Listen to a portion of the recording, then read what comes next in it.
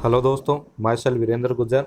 और अगर आपने हमारे YouTube channel Indian Ayurvedic doctor को सब्सक्राइब नहीं किया तो उसको सब्सक्राइब करें ताकि आपको लेटेस्ट अपडेट्स मिलते रहें। तो पिछले वीडियो में अपन ने 4th चैप्टर के बारे में पढ़ लिया था। इस वीडियो में अपन 5th चैप्टर के बारे में पढ़ेंगे जिसका नाम है कुष्ठ निदानम। तो मतलब इस चैप्टर में जो है कुष्ठ रोग के बारे में बताया गया है। तो यहाँ पे मैंने कुछ लिख रखा है इंपॉर्टेंट बातें कि स्रोतों के दुष्ट होने पर कुष्ठ रोग होता है। मतलब स्रोत अगर दुष्ट होते हैं ना, स्रोतस, तभी क्या होता है, कुष्ठ रोग उत्पन्न होता है। तो याद रखना कि स्रोतों के दुष्ट होने पर क्या होता है, कुष्ठ रोग होता है। फिर इसमें दुष्य जो है 7 होते हैं। तो पिछले वीडियो में प्रमेय का पढ़ा था, तो उसमें अपन ने पढ़ा था कि दुष्य कितने होते हैं, प्रमेय के दुष्य होते हैं 10। और कुष्ठ निदान में कुष्ठ में कितने दुष्य होते हैं, 7 दुष्य होते हैं। 7 दुष्य कौन कौन से, वात पित्त कफ, 3 तो दोष होते हैं, वात पित्त और कफ। फिर इसके अलावा 4 कौन से हो गए, त्वचा, रक्त, मांस, लसिका। ठीक है, तो ये अपने को कुष्ठ के दुष्य याद रखने हैं कि कुष्ठ में दुष्य कितने होते हैं, 2 नंबर क्वेश्चन में पूछ ले जाते हैं। वात पित्त कफ हो गए, त्वक, रक्त, मांस और लसिका। तो इसको जो है वात पित्त कफ, ये 3 तो ऐसे याद रख लेना। फिर त्वक, रक्त, मांस, लसिका, इनको क्रम से याद रखने। क्यों? क्योंकि पहले जो है त्वचा दूषित होती है, फिर रक्त दूषित होता है, फिर मांस, फिर लसिका दूषित होती है। ठीक है, तो इसको कैसे याद करोगे, इसको याद करना है ट्रमा से।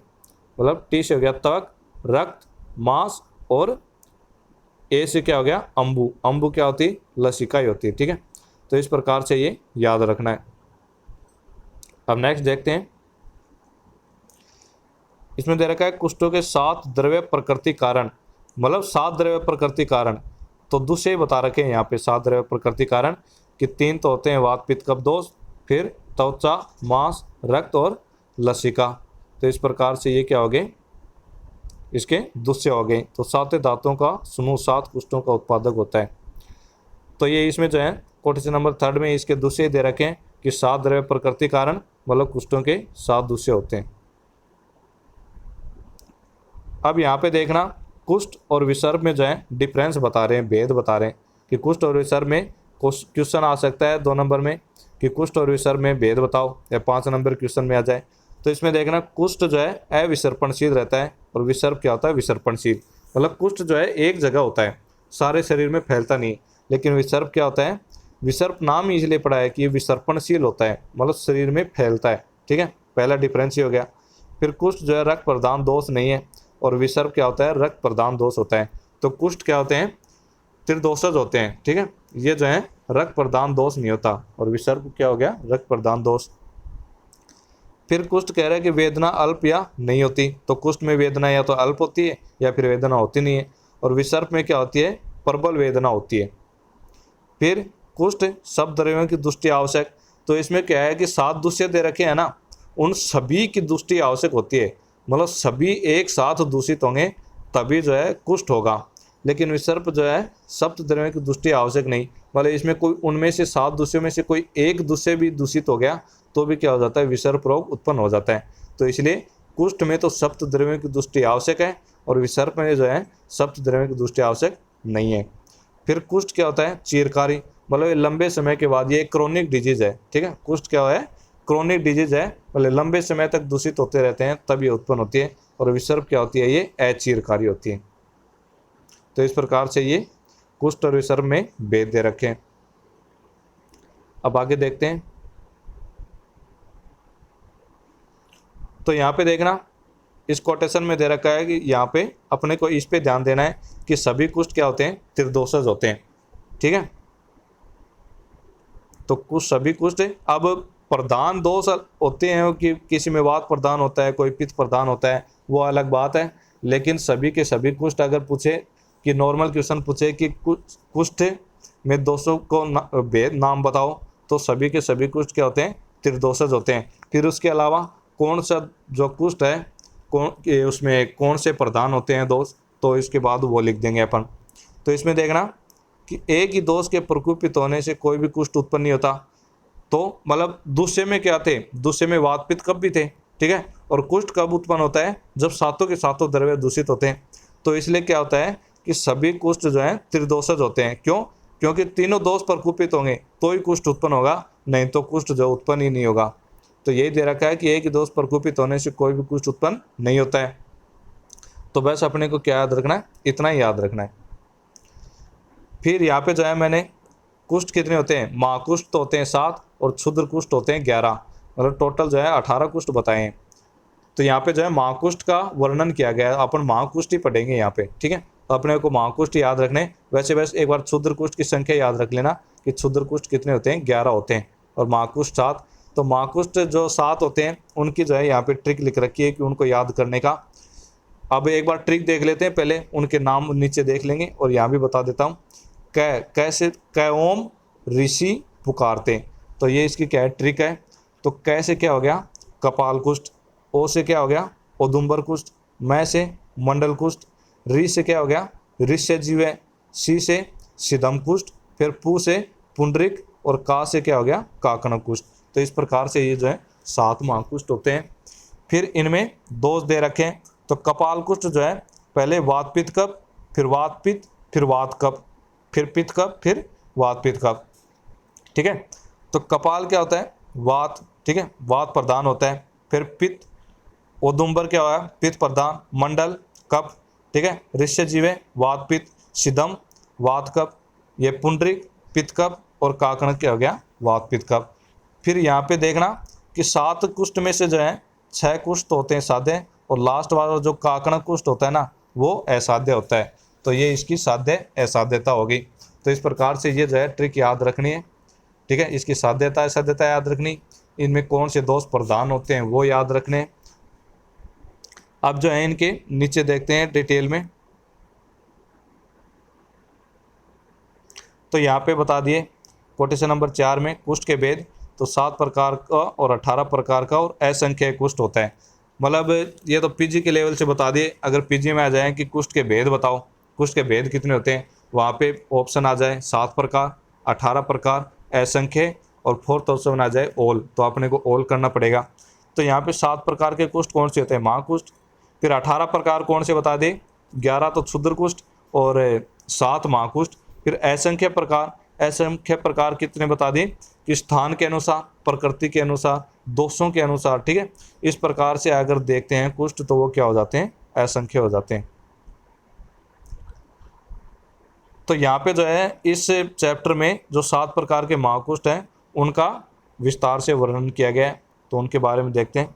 अब नीचे विमर्श में देखना, चरक ने 7 ही भेदों का केवल वर्णन किया है। तो इसमें जो है 7 भेदों का वर्णन किया है जो महाकुष्ठ है।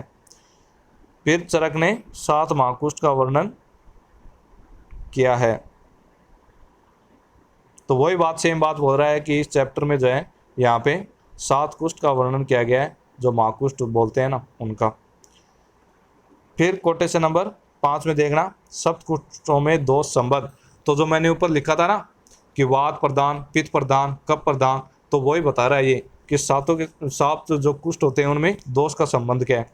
तो इसमें देखना कि वायु की प्रधानता होने से कपाल कुष्ठ होता है। तो कैओम ऋषि पुकारते, उसमें कै के नीचे वात लिख रखा था। तो कपाल कुष्ठ में वात प्रधान, फिर औदुंबर पित्त प्रधान, फिर मंडल कुष्ठ कफ प्रधान, फिर ऋष्य जीव क्या होता है, वात पित्त प्रधान होता है। फिर पुंडरिक क्या होता है, पित्त कफ प्रधान होता है। सिदम वात कफ प्रधान होता है। और एक साथ तीनों दोष मतलब वात पित्त कफ त्रिदोष कौन सा होता है, काकण कुष्ठ होता है। तो इस प्रकार से ये अगर क्वेश्चन पूछे कि सप्त कुष्ठों में दोष का संबंध बताओ, तो ये दोष जो अपने को बता देने हैं कि कौन से कुष्ठ में जो है कौन सा दोष प्रधान होता है। अब यहाँ पे जो है निदान दे रखे हैं, कुष्ठों के निदान। तो निदान में देखना, अब इसमें जो है क्या करते हैं, कुष्ठ जो है त्वक के विकार हैं, ठीक है, और ये त्रिदोषज है सारे के सारे कुष्ठ। तो इसके जो है निदान एक बार देख लेते हैं अपन। तो इसमें देखना जो इम्पोर्टेंट है पहले वो देख लेते हैं। शीत उष्ण व्यत्यास, फिर शीत उष्ण व्यत्यासम अनुपूर्व्यो उपसेवम आनस्य, ठीक है। इसमें कह रहा है कि शीत और गर्मी, शीत उष्ण, अगर शीत उष्ण के परिवर्तन को और संतर्पण अपतर्पण या फिर भोज्य पदार्थ के परिवर्तन को क्रम के बिना सेवन करते हैं। मतलब कि अपन क्या कर रहे हैं कि बार बार जो है शीत और गर्मी, ठीक है, इनका परिवर्तन, संतर्पण ये अपतर्पण या फिर भोज्य पदार्थ के परिवर्तन इनका जो है क्रम के बिना सेवन कर रहे हैं इनको, कि एक साथ खा रहे हैं, ठीक है। तो एक साथ खाने से क्या हो जाता है, कुष्ठ उत्पन्न होता है। तो यहाँ पे अगले कोटेशन में लिखा है समतर्पण अपतर्पण अव्यवहार्य व्यत्यासम, ठीक है। व्यत्यास चिकित्सा, कई अब चिकित्सा स्थान में पढ़ेंगे तो उसमें कई रोगों में जो है व्यत्यास चिकित्सा भी की जाती है। मतलब कि शीत उष्ण चीज़ें बार बार खिलाई जाती हैं, पहले शीत खिलाया फिर उष्ण खिलाया फिर शीत खिलाया फिर उष्ण खिलाया, या फिर पहले संतर्पण किया फिर अपतर्पण फिर संतर्पण फिर अपतर्पण। तो इस प्रकार की चिकित्सा जो होती है वो व्यत्यास चिकित्सा बोलते हैं उसको, ठीक है। वो चिकित्सा स्थान में पढ़ेंगे। तो उसी प्रकार से इसमें बता रहा है कि शीत और गर्मी, ठीक है, ये कर रहे हैं, मतलब बार बार शीत और गर्मी का परिवर्तन करवा रहे हैं, या फिर संतर्पण अपतर्पण या फिर भोज्य पदार्थ इनका परिवर्तन करवा रहे हैं, तो उससे क्या होता है, कुष्ठ उत्पन्न होता है। फिर चिलम च पैसा, मतलब चिल मछली जो होती है, ठीक है, चिली चिम मछली के साथ अगर पे मतलब दूध का सेवन कर रहे हैं तो उससे क्या होता है, कुष्ठ उत्पन्न होता है। फिर इसके अलावा अब जो है ये 3 तो इम्पोर्टेंट बता रखे हैं इसमें, ठीक है। अब आगे नॉर्मल देख लेते हैं। तो ये तो हो गए संतर्पण भोज्य पदार्थ के परिवर्तन। फिर इसके अलावा बता रहा है कि मधु, राब, मछली, बड़हर, मूली, मकोई को सदा अधिक मात्रा में, मतलब कि मधु हो गया, राब हो गया, ठीक है, इक्सु का विकार है राब, मछली हो गया, मूली हो गया, मकोई, अगर इनको अधिक मात्रा में खा रहे हैं, या फिर अजीर्ण की अवस्था में खाने वाले इनको अधिक मात्रा में खा रहे हैं, या फिर अजीर्ण होने पर भी इनको खा रहे हैं, तो उससे क्या होता है, कुष्ठ होता है। फिर चिलचिम मछली को बता दिया कि दूध के साथ खाने से कुष्ठ होता है। फिर यवक, ठीक है, चीना, वन कोदो, फिर दूध, दही, मट्ठा, खट्टी बेर होगी, कुल्थी, उड़द, ठीक है, इनका जो है अधिक मात्रा में सेवन करें। लेकिन इसमें भी जो अपन देख रहे हैं कि कुछ एक चीज़ें तो हैं कफ को बढ़ाने वाली ज़्यादा आ रही, जैसे कि यवक हो गया, ठीक है, दूध, दही, ये क्या करते हैं, दूध हो गया, ठीक है, दही तो क्या होता है, पित्त को बढ़ाता है, वैसे कफ को भी बढ़ाता है, ये अभिसंधि होता है। तो मट्ठा हो गया, खट्टी बेर, कुल्थी, उड़द। फिर इसके अलावा इनको अगर स्नेह के साथ सेवन करते हैं, या फिर ये कह रहा है कि इन्हीं अन्नों को अधिक रूप में सेवन कर मैथुन, व्यायाम, तीव्र धूप का अधिक सेवन, ठीक है, करने वाले, भय, परिश्रम, अधिक धूप से संतप्त होकर शीतल जल में गोता लगाने वाले के। तो ये कह रहा है, अब एक बार दोबारा शुरू से देख लेते हैं इसमें कि शीत और गर्मी के परिवर्तन, संतर्पण अपतर्पण और भोज्य पदार्थ के परिवर्तन को क्रम के बिना सेवन कर रहा है। फिर इसके अलावा मधु, मछली, मूली, मकोई इनको अधिक मात्रा में खा रहा है, या फिर अजीर्ण होने पर भी इनको खा रहा है। फिर चिलचिम मछली के साथ जो है दूध का सेवन कर रहा है। फिर इसके अलावा क्या लिखना है कि यवक, दूध, दही, खट्टी बेर, कुल्थी, उड़द इनको किसके साथ सेवन कर रहा है, स्नेह के साथ सेवन कर रहा है। या फिर कह रहा है कि इन आहार द्रव्यों का अधिक सेवन करके मैथुन, व्यायाम या तीव्र धूप का अधिक सेवन कर रहा है। फिर इसके अलावा क्या है कि भय, परिश्रम या फिर अधिक धूप से वो क्या हो गया, संतप्त हो गया, और फिर उसके बाद जो है सहसा मतलब अचानक शीतल जल से स्नान कर रहा है, शीतल जल में गोता लगा रहा है, ठीक है। तो ये विपरीत वाले हो गए ना कि भय, परिश्रम, अधिक धूप, इससे क्या हो गया, शरीर गर्म हुआ, फिर वो सहसा शीतल जल में गोता लगा रहा है, तो ये उष्ण शीत वाला परिवर्तन हो गया। तो इस प्रकार से इसमें कुष्ठ रोग उत्पन्न होता है। फिर आगे विदग्धार समूह का वमन के बिना विदाई अन्न को भोजन करने वाले, मतलब विदग्धार जो है पहले खा लिया था लेकिन उसका अपन ने वमन किया नहीं, फिर उसके ऊपर से जो है दोबारा विदाई अन्न खा लिया, तो इससे भी क्या होता है, कुष्ठ उत्पन्न होता है। या फिर वमन के वेग को रोकने वाले, मतलब जो वमन के वेग को रोकते हैं, वमन वेग का अवरोध करते हैं, तो उसको भी कुष्ठ होता है। फिर स्नेह को अधिक मात्रा में सेवन करने वाले, मतलब अधिक मात्रा में स्नेह खाते हैं, उनको कुष्ठ होता है। तो इनमें क्या हो जाता है कि तीनों दोष एक साथ कुपित हो जाते हैं। तो इस प्रकार से ये कुष्ठ के निदान बता रखे हैं, तो इनको याद करने। फिर इसमें आगे लिख रखा है कि त्वचा आदि चारों, मतलब त्वक, लसिका, रक्त, मांस, फिर स्थिरता को प्राप्त हो जाते हैं। तो ये त्वचा आदि चारों किसको प्राप्त हो जाते हैं, स्थिरता को प्राप्त हो जाते हैं, और इन चारों के स्थिर होने पर प्रकुपित वे दोष स्थान प्राप्त कर रहते हुए उन्हीं त्वचा आदि को दूषित करते हुए कुष्ठ को उत्पन्न कर देते हैं। फिर ये कह रहा है कि ये क्या हो जाते हैं, चारों स्थिरता को प्राप्त हो जाते हैं। फिर ये स्थिरता को प्राप्त होने पर क्या होता है, प्रकुपित दोष जो है त्वचा आदि को इन्हीं चारों को दूषित कर देते हैं और कुष्ठ को उत्पन्न करते हैं। तो इस प्रकार से ये निदान भी होगी और यहाँ से इसकी संप्राप्ति भी होगी। तो इस प्रकार से कुष्ठ के निदान और संप्राप्ति याद रखनी। अब नेक्स्ट देखते हैं कुष्ठ के पूर्व रूप दे रखे हैं, कुष्ठ का पूर्व रूप। तो इसमें देखना इंपॉर्टेंट जो है पहले वो देख लेते हैं। अस्वेदनम अतिस्वेदनम, मतलब पसीना या तो आएगा नहीं, पसीना का न आना, या फिर अतिस्वेदनम या फिर अधिक मात्रा में पसीना निकलेगा। ठीक है, याद रखना कुष्ठ का पूर्व रूप है ये अस्वेदनम अतिस्वेदनम, पसीने का न आना या फिर अधिक पसीने का आना।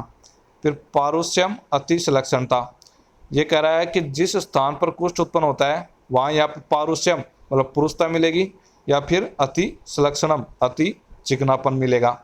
दोनों क्या है, एक दूसरे के विपरीत बता रहे हैं, पसीने का न आना या फिर अधिक पसीने का आना। या तो ये कह रहा है कि कर्कशता मिलेगी, जिस स्थान पर कुष्ठ हो रहा है वहाँ पे कर्कशता मिलेगी, या फिर अधिक चिकनापन मिलेगा। फिर इसके आगे देखते हैं प्रीहर्षो लोमहर्ष, मतलब शरीर में क्या मिलेगी, झंझनाहट मिलेगी। ठीक है, तो ये क्या हो गए इम्पोर्टेंट, कुष्ठ के पूर्व रूप में जो इम्पोर्टेंट है वो हो गए। अब जो है इसके अलावा और देख लेते हैं कि कुष्ठ जहाँ पे होता है, ये कुष्ठ क्या है, त्वक का विकार है। तो कुष्ठ जहाँ पे भी जिस स्थान में भी होगा वहाँ पे क्या होगा, वर्ण में विकृति आएगी। ठीक है, त्वचा का वर्ण वैसा ही थोड़ी मिलेगा जैसे पहले पर नॉर्मल था, तो उस स्थान के वर्ण में क्या होगी, विकृति होगी, खुजली होगी, सुई चुभोने की सी पीड़ा होगी, वहाँ पे शून्यता होगा, दाह होगा। ठीक है, फिर रूखापन आएगा, गर्मी का अनुभव होगा, शरीर में क्या हो जाएगा, भारीपन, शोथ, कुष्ठ हो रहा है तो वहाँ पे क्या होगा, शोथ होएगा। फिर बार बार क्या होगा, विसर्प का होना, तो बार बार विसर्प होएगा। फिर शरीर में और शरीर के छिद्रों में मल का उपदेह, मतलब मल जो है वहाँ पे लिप्त हो जाएगा। शरीर में फोड़े के पकने पर, जल जाने पर, किसी चीज़ के कटने पर, अंगों के टूट जाने पर, या फिर चोट लगने पर या गिर जाने पर अधिक रूप में वेदना। ये कह रहा है कि अगर शरीर में कोई फोड़ा है वो पक गया, या फिर शरीर जल गया, या फिर कट गया, या फिर अंग जो है कहीं से टूट गया, फिर चोट लग गई, या फिर गिर गए ना, तो इसमें नॉर्मली जो वेदना होती है ना उसकी बजाय कुष्ठ वाले व्यक्ति में अधिक रूप में वेदना होगी। फिर इसमें छोटे भी कोई वरण हो जाए तो उसका दुष्ट हो जाना और जल्दी न बढ़ना। तो इसमें क्या होता है कि कुष्ठ रोग से पीड़ित है तो उस व्यक्ति में जो है अगर उसको छोटा सा भी वरण हो गया ना तो वो जो है जल्दी से सही नहीं होता है और वो और अधिक दुष्ट हो जाता है। तो इस प्रकार से ये जो है कुष्ठ के पूर्व रूप हो गए। तो इसमें कुष्ठ के पूर्व रूप में पहले क्या लिखोगे, जो इंपॉर्टेंट वाले हैं वो लिखेंगे कि अस्वेदनम अतिस्वेदनम, पसीने का न आना या अधिक पसीने का आना। फिर कुष्ठ जहाँ पे उत्पन्न होता है उस स्थान में या तो कर्कशता का होना या फिर अधिक चिकनापन होना। प्रीहर्षोलोमहर्ष, शरीर में झंझनाहट का होना। फिर इसके बाद लिखेंगे कि उस स्थान में जब वर्ण में विकृति आ जाती, खुजली, सुई चुभोने की पीड़ा होती है, शून्यता, दाह होता है। ठीक है, रूखापन आ जाता है, गर्मी का अनुभव होता है, शरीर में भारीपन होता है, शोथ होता है, बार बार विसर्प रोग होने लगता है।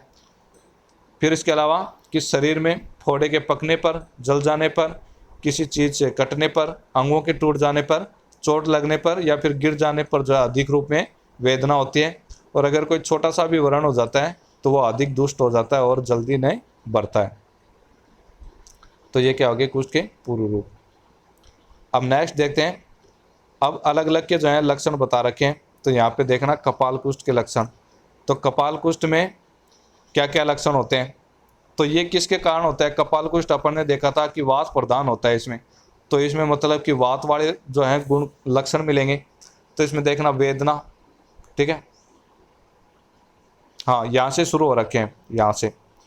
तो इसमें वात वाले देखना रुक्ष, कपाल कुष्ठ कैसे मिलेगा, रुक्ष मिलेगा, अरुण वर्ण का मिलेगा, पुरुष, विषम, फैले हुए, और किनारे कैसे होते हैं, खरदरे होते हैं, पतले और ऊंचे उठे हुए बाहर के भाग वाले। ठीक है, तो इसमें कैसे होते हैं, पतले और ऊंचे उठे हुए बाहर के भाग वाले होते हैं। किनारे की बात कर रहा है, किनारे जो हैं खरदरे होते हैं, पतले होते हैं, ऊंचे उठे हुए और बाहर के भाग वाले होते हैं। फिर इसमें क्या होता है, शून्यता की तरह स्पर्श ज्ञान रहित, रोमांच से युक्त, अधिक सुई चुभोने की सी वेदना होती है, अल्प खुजली होती है, दाह, पुई, लसिका वाले होते हैं, शीघ्र फैलने वाले और उत्पन्न होने वाले होते हैं, शीघ्र फटने वाले, कीड़े युक्त, ये इंपॉर्टेंट है, जंतुमंती मतलब कपाल कुष्ठ क्या होते हैं, कीड़े युक्त होते हैं। फिर इनका कलर बता रहा है, काला, लाल, कपाल मतलब जैसे कपाल होता है ना गड़ा, तो उसके कपाल के वर्ण की तरह जो है कपाल कुष्ठ होता है, तभी तो इसका नाम कपाल पड़ा है। ठीक है, कपाल के वर्ण की तरह का होता है, तो इसलिए ये क्या होते हैं, कपाल कुष्ठ के लक्षण। तो इस प्रकार से कपाल कुष्ठ के लक्षण लिख रखे हैं। तो अपने को कपाल कुष्ठ के लक्षण में क्या लिखना है कि ये याद रखना कि वात प्रधान होता है, तो वात वाले लक्षण लिखने हैं इसमें कि रुक से, अरुण, परुष से, विषम, फैले हुए, ठीक है, शीघ्र फैलने वाले, शीघ्र उत्पन्न होने वाले। तो इनके किनारे क्या होते हैं, खुरदरे, पतले, ऊंचे उठे हुए। ठीक है, फिर इसमें सुई चुभोने की सी वेदना होती है, खुजली, दाह, पूई, लसिका वाले होते हैं, शीघ्र फटने वाले होते हैं, कीड़े युक्त होते हैं और कपाल के व्रण की तरह वाले होते हैं। तो इस प्रकार से ये कपाल कुष्ठ के लक्षण हो गए। फिर नेक्स्ट देखते हैं उदुम्बर कुष्ठ के लक्षण। तो उदुम्बर कुष्ठ में किसकी प्रधानता थी, पित्त दोष की प्रधानता। तो इसमें देखना पहले है ताम्राणी, मतलब इसका कलर कैसा होता है, तांबे की तरह लाल वर्ण वाले। मतलब पित्त क्या होते हैं, लाल वर्ण, तो लाल वर्ण का क्या बता रखा है यहाँ, तांबा, तो तांबे की तरह लाल वर्ण वाले होते हैं। फिर इसमें एक और इम्पोर्टेंट के निशान लगा रखा है, संताप कृमिणी, मतलब कि गर्मी, संताप, संताप, मतलब युक्त, साथ, संताप कृमिणी। तो कपाल में तो क्या था, जंतुमती, मतलब ओनली कीड़े युक्त था, तो ये क्या होता है, संताप कृमिणी, गर्मी और कृमि युक्त होता है ये। ठीक है, तो ये दो तो इम्पोर्टेंट है, ये तो जरूर याद रखने कि तांबे की तरह लाल वर्ण वाले होते हैं, गर्मी और कृमि युक्त होते हैं। इसके अलावा देख लेते हैं कि ये कह रहा है कि खुरदरे, रोम के समूह से युक्त, घने, बहुत गाढ़े, पूई, रक्त। तो पूई देख कुष्ठ है, तो कुष्ठ में ये जो सभी में लिखनी है, कुष्ठ में क्या होता है कि खुजली, पूई से युक्त, लसिका से युक्त, क्लेद युक्त, दाह होना, ठीक है, उनमें वेदनाओं का होना। तो ये वाली जो अभी मैंने बोले हैं, ये सारे लक्षण जो है हर एक कुष्ठ में लिखने, क्योंकि हर एक कुष्ठ में ये लक्षण मिलेंगे। ठीक है, तो ये सारे जो है लिख लेना। फिर पूरी रक्त हो गया, रक्त लसिका से युक्त, खुजली होती है। फिर सड़न युक्त हो गया, दाह युक्त, पकने वाले, शीघ्र फैलने वाले, उत्पन्न होने वाले। ठीक है, और इनका फिर लास्ट में उदुम्बर। उदुम्बर क्या होता है, उदुम्बर के समान जो है ये, मतलब उदुम्बर का फल जैसा होता है, गुल्लर फल जैसा होता है उदुम्बर, या फिर गुल्लर एक ही बात है।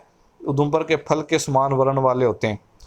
तो एक तो तांबे की तरह वर्ण वाले बता रखा है, और एक उदुम्बर के पका हुआ उदुम्बर होता है ना, पक्क उदुम्बर फल वर्णा, यहाँ पे लिख रखा है पक्क उदुम्बर फल वर्णा, मतलब पके हुए उदुम्बर के फल के समान वर्ण वाले होते हैं, तो इसलिए तो इसका नाम उदुम्बर रखा गया है।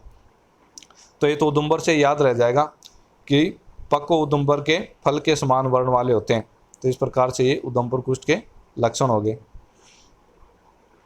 फिर आगे देखते हैं मंडल कुष्ठ। तो मंडल कुष्ठ के लक्षण बता रखे हैं, पहले इंपॉर्टेंट वाले देख लेते हैं। स्निग्धानी, ये क्या होते हैं, मंडल कुष्ठ चिकना होता है। क्यों, क्योंकि मंडल कुष्ठ में क्या होता है, कफ दोष प्रधान होता है, तो इसलिए ये क्या हो गया, स्निग्धानी चिकना। शुक्ल रोम राज्य संतानानी, बोले इसमें क्या होते हैं, शुक्ल मतलब श्वेत, कफ के कारण, तो कफ शुक्ल रोम, तो इसमें क्या होता है, श्वेत रोम से पूर्ण व्याप, बोले इसमें क्या होते हैं, मंडल कुष्ठ में श्वेत रोम होते हैं। ठीक है, फिर आगे दे रखा है सख्त गति स्मुत्थान बेदिनी, बोले इसमें क्या रहा है कि धीरे धीरे से फैलने और उत्पन्न वाले होते हैं। तो अपन ने देखा था कि कपाल और उदुम्बर तो क्या होते हैं, शीघ्र फैलने वाले, शीघ्र उत्पन्न होने वाले होते हैं, लेकिन ये क्या होता है, कफ के कारण कफ प्रधान होता है, तो इसलिए ये क्या हो गया, धीरे धीरे फैलने वाला और धीरे धीरे उत्पन्न वाला होएगा। तो इसमें ये तो इम्पोर्टेंट वाले हो गए। अब इसमें और देख लेते हैं। तो कफ प्रधान होता है, तो इसमें देखना गुरु, सलक्षण, ठीक है, और वर्ण कैसा मिलेगा, श्वेत वर्ण, तो स्थिर होंगे, पीले किनारों वाले, सफ़ेद और रक्त वर्ण की आभा। तो इनमें वही वाली चीज़ें फिर से लिखेंगे अपन, क्लेदपन, कंडू मिलेगी, ठीक है, और क्या होंगे, कृमि युक्त होंगे। फिर इसमें दाह होएगा, पूय आएगा, लसिका मिलेगी और सुई चुभोने की सी वेदना होएगी। तो ये वाली बातें जो है इसमें और लिख देनी है। तो ये हो गया मंडल कुष्ठ के लक्षण। अब आगे देखते हैं ऋष्य जीव कुष्ठ के लक्षण। तो ऋष्य जीव कुष्ठ के लक्षण में देखना कोटेशन नंबर 4, इसमें इंपॉर्टेंट देख लेते हैं पहले, पुरुषान्य ऋण, ठीक है, पुरुषा अरुण वर्णानी, मतलब ये क्या होते हैं कि पुरुष मतलब कठिन होते हैं और अरुण वर्ण होता है। ठीक है, तो ऋष्य जीव में कौन से आ रहे थे, तो इनमें जो है दोष के अनुसार जो है देख लेना कि इसमें जो है ऋष्य जीव है। ऋष्य जीव में जो है, 1 मिनट रुकना, मेरे अभी फिलहाल क्लिक नहीं कर रहा है।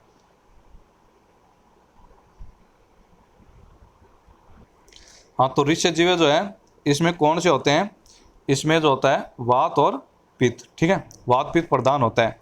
तो इसमें उसके जैसे लक्षण मिलेंगे। तो इसमें देखना वात के कारण तो क्या होती है, पुरुषता कठिन हो गया, और अरुण वर्ण, ठीक है, अरुण वर्ण का हो गया। फिर इसमें आगे देखते हैं सुख उपहत उपतम वेदना ने, ठीक है, सुख उपतम वेदना ने उत्सन मध्यानी। मतलब इसमें क्या होता है कि सूख, सूख होता है ना, जौ के जैसे जो होती हैं, जौ के बाल में ऊपर पैनी पैनी सी होती हैं, उनको बोलते हैं सूख। तो ये कह रहा है कि सूख चुभोने के समान जिसमें क्या होती है, वेदना होती है, ठीक है। तो सूख चुभोने के समान जिसमें पीड़ा हो। फिर इसके अलावा इसमें क्या दे रखा है, मध्यानी, ठीक है, तो बीच में क्या होता है, उबार होता है, उच्छेद, उच्छेद होता है बीच में, ठीक है, उच्छेद मध्यानी। तो इस प्रकार से ये दे रखा है सुख उपतम वेदना, मतलब कि सुख चुभोने के समान जिसमें पीड़ा होती है, और उच्छेद मध्यानी, और मध्य में से बीच में से क्या होता है, उच्छेद होता है, उबार होता है। फिर इसके अलावा कर्कश पीड़िका चितानी, मतलब इसमें क्या होता है, कर्कश फुंसियों से व्याप्त, मतलब पीड़िका होती हैं लेकिन वो कैसी होती हैं, कर्कश होती हैं। तो इसमें ऋष्य जीवा में कर्कश पीड़िकाएं होती हैं। ऋष्य जीवा नीति, और ये जो है कैसा आकार, इसकी आकृति कैसी होती है, ऋष्य जीवा की आकृति बताइए। पहले वालों में तो कलर बता रखा था, वर्ण बता रखा था कि उदुम्बर के फल के समान, ठीक है, कपाल के समान, इस प्रकार से। लेकिन ऋष्य जीव में क्या है, ऋष्य जीव में इसकी आकृति बता रखी है कि ऋष्य, ऋष्य बोलते हैं भालू को, तो इसलिए इसका ऋष्य जीव नाम दिया गया है कि भालू की जीवा की जो आकृति होती है ना, उसके समान आकृति वाला होता है। तो इस प्रकार से ये क्या हो गए, ऋष्य जीव कुष्ठ के लक्षण हो गए। तो इसमें क्या लिखना है, ऋष्य जीव कुष्ठ के लक्षण एक बार फिर बता देता हूँ कि कठिन और लाल वर्ण का हो, सूख चुभोने के समान जिसमें पीड़ा हो, ठीक है, बीच में उबार हो, कर्कश पीड़िकाओं से व्याप्त हो, ऋष्य जीवा मतलब भालू की जीवा की तरह आकृति वाला हो। फिर इसके अलावा और क्या लिख देंगे, कर्म युक्त होता है, खुजली होती है, क्लेद युक्त होता है, दाव होता है, इसमें सुई चुभोने की पीड़ा होती है, ठीक है, और वात पित्त के कारण होता है, तो शीघ्र फैलने वाला, शीघ्र उत्पन्न करने वाला होता है। तो इस प्रकार से ये इसमें और लक्षण लिख देंगे। तो ये हो गया ऋष्य जीव कुष्ठ। अब आगे देखते हैं पुंडरीक कुष्ठ के लक्षण। तो पुंडरीक कुष्ठ के लक्षण में देखना, रक्तराजी शिरा संतताम उच्छेद वस्ती। तो इसमें क्या होता है, रक्तराजी मतलब रक्त वर्ण की क्या होती हैं, रेखाएं, और शिरा मतलब शिराओं से व्याप्त। तो पुंडरीक, पुंडरीक में कौन सा जो होते हैं, पुंडरीक में वात, ये दोष होते हैं पी और के, पित्त कफ। पुंडरीक से ही नाम याद रखना, पुंडरीक किससे स्टार्ट हो रहा है, पै से स्टार्ट हो रहा है और कै पे खत्म हो रहा है, तो इसलिए इसका कैसे याद रखोगे दोष, पित्त कफ, ठीक है। तो पुंडरीक में जो है पित्त कफ दोष प्रधान होते हैं। तो इसमें फिर देखते हैं रक्तराजी, तो पित्त के कारण क्या हो गया, रक्तराजी शिरा, ठीक है, तो इसमें क्या होती है, रक्त वर्ण की रेखाएं और शिराएं होती हैं। फिर इसके अलावा पुंडरीक कपलास संकासानी, मतलब इसमें क्या होती है कि पुंडरीक, पुंडरीक किसको बोलते हैं, ये कमल का पर्याय होता है, ठीक है, पद्म पुंडरीक ये कमल के पर्याय होते हैं। तो इसमें बता रहा है कि कमल की, रक्त कमल की पंखुड़ी के समान क्या होता है, इसका वर्ण होता है।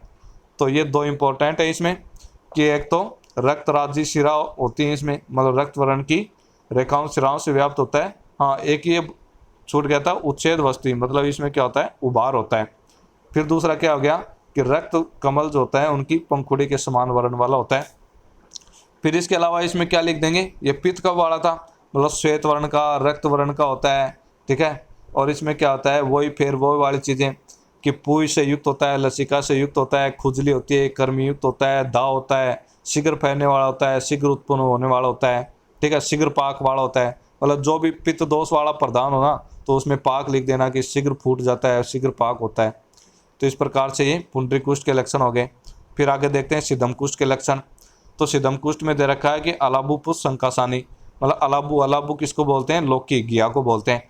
तो मतलब अलाबू पुष्प, जो लौकी के पुष्प होते हैं ना, फूल होते हैं, तो उनकी तरह वर्ण वाला कुष्ठ होता है ये सिद्धम कुष्ठ, ठीक है। अब इसमें और देख लेते हैं सिद्धम कुष्ठ क्या होता है। सिद्धम कुष्ठ जो है ये वात कब प्रदान होता है, तो इसमें वात कब वाले लक्षण मिलेंगे, मतलब कि वात के कारण क्या हो गया, पुरुष खुरदरा अरुण वर्ण का मिलेगा। फिर कब के कारण क्या हो गया इसमें कि धीरे धीरे उत्पन्न होने वाला और धीरे धीरे फैलने वाला। फिर कब के कारण क्या होती है, अल्प वेदना भी होगी। फिर इसमें जो है सुई चुभ होने की सी पीड़ा, खुजली होना, दाह, पुय और लसिका से युक्त, कर्मी युक्त। तो इस प्रकार से वही वाली चीज़ें लिख देंगे। तो ये जो है किसके हो गए, सिद्धम कुष्ठ के लक्षण हो गए। अब आगे देखते हैं काकणक कुष्ठ के लक्षण। तो काकणक कुष्ठ के लक्षण में देखना, इसमें दे रखा है कि गुगुची के वर्ण के समान।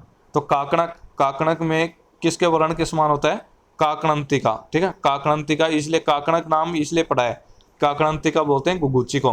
तो गुगुची के वर्ण के समान कैसा होता है, इसका वर्ण होता है। फिर ये कह रहा है कि बाद में सभी कुष्ठों के लक्षणों से युक्त और दुष्ट, सभी कुष्ठों के लक्षणों के होने से अनेक वर्ण वाले कुष्ठ को काकणक कुष्ठ जानना चाहिए।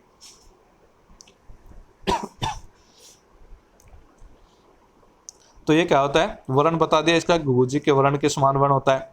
फिर ये कह रहा है कि बाद में जो है ये काकणक कुष्ठ क्या होता है कि जितने भी सारे कुष्ठ है ना, उसके सभी कुष्ठों के लक्षणों से युक्त हो जाता है और ये दुष्ट हो जाता है। और इसलिए ये क्या होता है, त्रिदोषज होता है। ठीक है, और ये क्या होता है, असाध्य भी होता है। तो इस प्रकार से ये किसके, काकणक कुष्ठ के लक्षण बता दिए। नेक्स्ट देखते हैं,